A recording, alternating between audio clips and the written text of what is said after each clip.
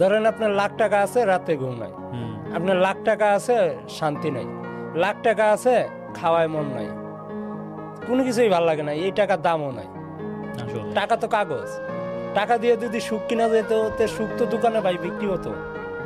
সম্মান, ইজ্জত, ভালোবাসা এগুলি কখনো টাকা দিয়ে কিনা যায় না, এগুলি টাকা দিয়ে মাপা যায় না। সফলতা বলতে কি বোঝেন? সফলতা বোঝায় ভালোবাসা, মানে আচ্ছা। ভালোবাসা আছে, ফ্যামিলি দিক দিয়া ভালোবাসা আছে, ফ্রেন্ড সার্কেলে ভালোবাসতেছে, ময় মুরব্বির দোয়া আছে, এটার বলে সফলতা। ঘুম ভাঙলেই সকাল আর নাইলে পরকাল। কি করে করে তোমরা ফজরের নামাজ কাজা, এমন তো হতে পারে 2টা বাজে আমার জানা যায়।